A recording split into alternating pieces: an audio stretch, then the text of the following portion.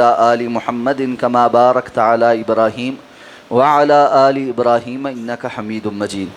عن أبي هريرة رضي الله عنه قال قال رسول الله صلى الله عليه وسلم من ذرعه القيء فلا قضاء عليه ومن استقاء فعليه القضاء. رواہ الخمسہ وقوہ دار القطنی.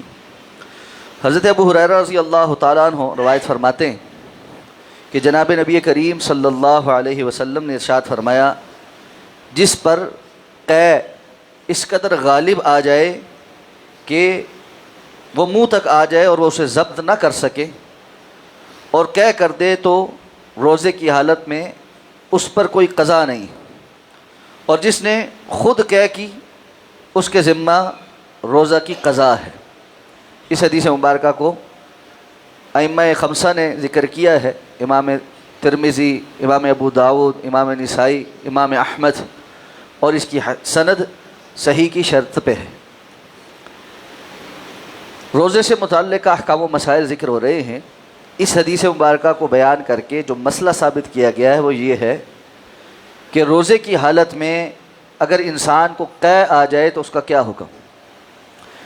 تو آپ صلی اللہ علیہ وسلم نے فرمایا کہ اگر کسی کو خود بخود قے آ جائے کہ جس پر وہ ضبط نہیں کر سک، یعنی ایسی کیفیت ہو گئی جس پر جان بوجھ کر نہیں بلکہ خود سے طبیعت کی خرابی کی وجہ سے، بسا اوقات معدے کی خرابی کی وجہ سے یا کھانے کی کوالٹی صحیح نہ ہونے کی وجہ سے انسان کو قے آ جاتی، تو اس کو خود سے اگر قے آ گئی اور وہ اس پر ضبط نہیں کر سکتا، یعنی ایسی کیفیت ہو گئی ہے کہ وہ اب اس کو برداشت کے قابل نہیں ہے. بسا اوقات انسان کو کچھ جو ہے نا وامٹنگ وغیرہ فیل ہوتی ہے، نوزیا ہوتا ہے، لیکن ایسا نہیں ہوتا کہ وہ اس پر ضبط نہ کر سکے.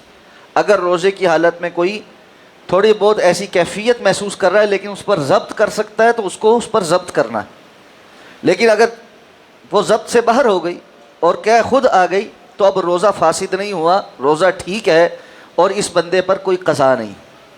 ہاں اگر کوئی روزے کی حالت میں خود سے قے کر لے تو پھر اس پر روزے کی قضا ہے.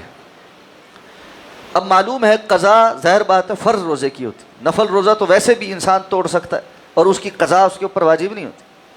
تو اگر فرض روزے میں کوئی جان بوجھ کر قے کر لے، اب جان بوجھ کر قے کرنے کی کوئی وجوہات ہو سکتی ہیں کہ مثلا اس نے کوئی ایسی چیز کھا لی ہے جس کے بارے میں اس کو یہ ہے کہ اگر یہ میرے معدے میں رہی تو تھوڑی دیر کے بعد نقصان پہنچائے گی، تو پھر جان بوجھ کر قے کرنا اس کی مجبوری بن چکا ہے، وہ کر سکتا ہے. لیکن ایسی صورت میں اس پر روزے کی قضا ہے، یعنی رمضان ختم ہونے کے بعد وہ اس روزے کو دوبارہ سے رکھے گا. ابھی قے کرنے کی وجہ سے اس کا روزہ ٹوٹ گیا ہے اور قے کرنے کے بعد وہ پھر اس کے بعد کچھ کھا پی سکتا ہے، یعنی اب اس کا روزہ برقرار نہیں.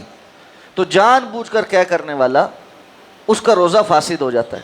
اور اسی طرح بسا اوقات انسان مبالغے کے ساتھ جو ہے وہ اگر ٹوتھ برش کر رہا ہے یا کوئی ایسی چیز استعمال کر رہا ہے یا سونگھ رہا ہے جس سے اس کو مزاج جو ہے وہ خراب ہو گیا اور وہ خود اس چیز کے سونگھنے کا یا مبالغے کے ساتھ ٹوتھ کر برش کرنے کا سبب بنا ہے، کوئی خارجی سبب نہیں ہے، اور اس صورت میں اس کو قے آتی ہے تو یہ بھی اپنی خود سے قے کرنے کے مترادف ہی ہے. تو ایسے شخص کا بھی روزہ ٹوٹ جائے. یہی وجہ ہے کہ روزے میں مبالغے کے ساتھ ٹوتھ برش کرنا اس کی اجازت نہیں ہے کہ انسان بہت زیادہ حلق کے اندر یا زبان کے آخری تالو کے اوپر جو ہے وہ برش وغیرہ لگائے کہ جس سے اس کو قے آنے کا ڈر ہو. اور اسی طرح مبالغے کے ساتھ ناک میں پانی چڑھانا وضو میں کہ اس کا تو حلق میں جانے کا اندیشہ ہے.